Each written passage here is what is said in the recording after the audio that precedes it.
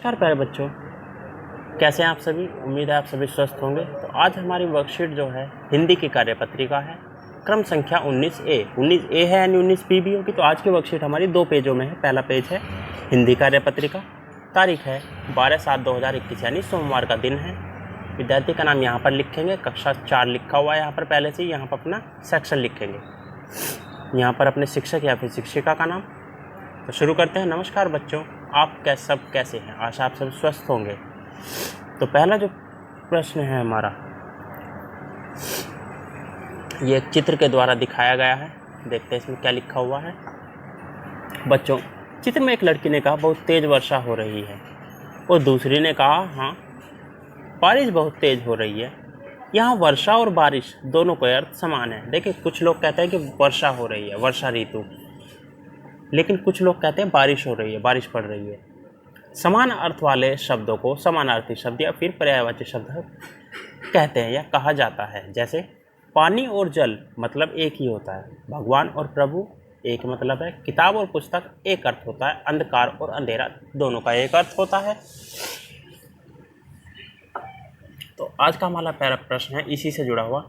नीचे दिए गए चित्रों में रंग भरिए और संकेत पेटी का प्रयोग करते हुए उनके दो पर्यायवाची शब्द यानी उनके से जुड़े हुए 2 शब्द लिखने हैं जो आपको पता है। पहले देख लेते हैं क्या क्या है, क्योंकि ये जो हमारा है अगले पेज पर चला गया है। संकेत पेटी में जो यहीं पर है। संकेत पेटी में है सुमन, वृक्ष, जलद, तरु, पुष्प, मेघ। 6 हैं और 3 चित्र हैं, यानी सबके 2 आपस में बट जाएंगे। पहला है पेड़, दूसरा है फूल और तीसरा है बादल। अब देखिए, बादल का होता है मेघ, लिख देता हूँ यहाँ पर अगर आपको मेरी राइटिंग समझ में आ जाए। बादल का दूसरा जो होता है वो होता है हमारा जलद, यानी जल लाने वाला, ये जल से भरा हुआ। तो ये हो गए दोनों हमारे यूज। अब बचे हमारे बाकी के 2।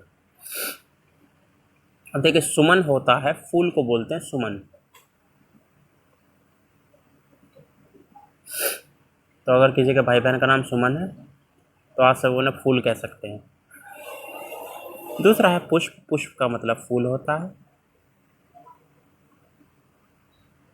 अब आता है बचे हुए वृक्ष और तरु। तो वृक्ष और तरु ये होते हैं पेड़ के। तो ये थे हमारे आज के पर्यायवाची शब्द पहले प्रश्न पर। अब चलते हैं अगले प्रश्न पर, यानी प्रश्न नंबर 2। तो बच्चों, दूसरा प्रश्न है कुछ इस तरह। दिए गए चित्रों को देखकर उनके सही पर्यायवाची शब्दों को ढूंढिए और उन पर गोला लगाइए। देखिए, चित्र है चिड़िया या पक्षी, दूसरा चित्र है महिला और तीसरा चित्र है दोस्त यानी मित्र। अब देखिए, सबसे पहले पक्षी को देखते हैं। पक्षी कौन कौन हो सकते हैं? मोर, ठीक है, और एक ये पक्षी दे ही रखा है यहाँ पर, मोर पक्षी का एक भाग होता है, मोर पक्षी का अर्थ नहीं होता। एक पर ही गोला लगाना, जैसे पक्षी के लिए लगा रखा है पक्षी, पंछी के लिए। महिला के लिए क्या लगाएंगे हम? औरत। मित्र के लिए क्या लगाएंगे? दोस्त। तो ये थे हमारे इनके पर्यायवाची शब्द। बालिका जो होगा वो लड़की का होगा, ठीक है। उसके बाद आता है तीसरा प्रश्न, और बातचीत का। इस तरह के प्रश्न पे आप पहले कर चुके हैं काफ़ी। प्यारे बच्चों, साथ दिए गए चित्र को ध्यान से देखिए। आपको क्या लगता है चित्र में दिख रहे व्यक्ति क्या बात कर रहे होंगे? अनुमान लगाकर उनके संवाद यानी बातचीत को जोर से बताइए और अपनी कॉपी में लिखिए। देखिए, एक बूढ़ी दादी है और एक उनका पोता है शायद। तो ये आपस में क्या बातें कर रहे होंगे जाते समय, ये आपको लिखना है सोचकर। अगर आपको समझ में नहीं आता है तो अपने मम्मी पापा भाई बहन से पूछ सकते हैं। और अभिभावकों को क्या करना है यहाँ पर? बच्चों को पानी बचाना सिखाइए। जैसे सब्जियां धोने में प्रयुक्त पानी का पौधों पर डालने के लिए प्रोत्साहित, यानी जब आप सब्जियां धोते हैं तो जो पानी यूज हो जाता है उस पानी को हम पौधों में डालने के लिए यूज कर सकते हैं, यानी दोबारा पानी यूज हो सकता है, वेस्ट नहीं होगा इससे पानी।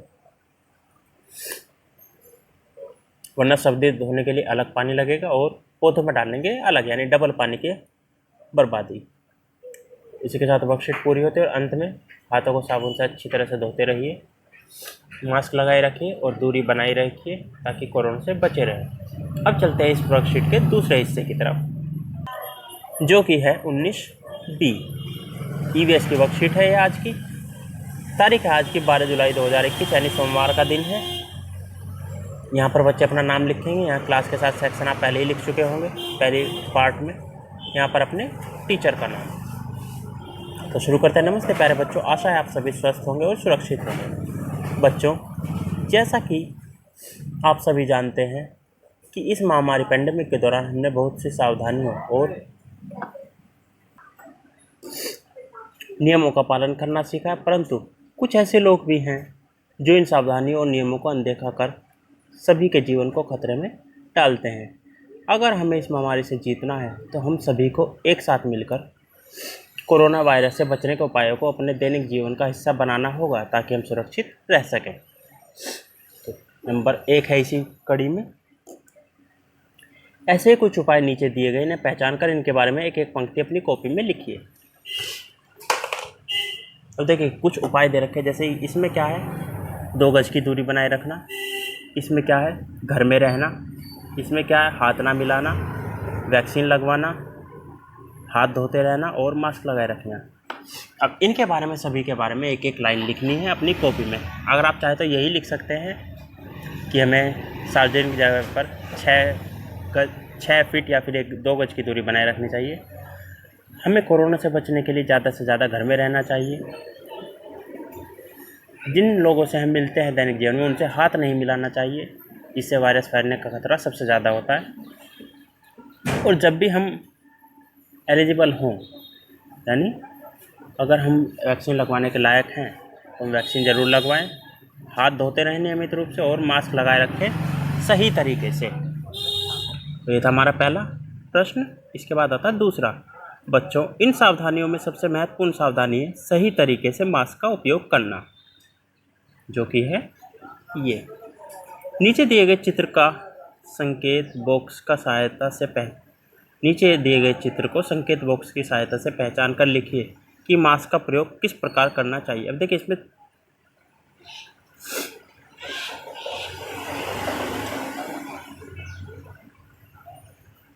मास्क का प्रयोग किस प्रकार करना चाहिए, तो देखिए पहला ये है, नाक और मुंह ढका हुआ है पूरा, यानी इस तरीके से प्रयोग करना चाहिए। ठीक है। डोरी को हाथ में पकड़कर मास्क को पहनना चाहिए। ऐसा नहीं है मास्क पूरा हाथ में लेकर और पहन लिया और पूरे हाथ में लेकर उतार दिया, और उतारने के बाद उसे डस्टबिन में डालना चाहिए। ये सभी थे मास्क के तरीके। बाकी अलग अलग चीज़ें हैं।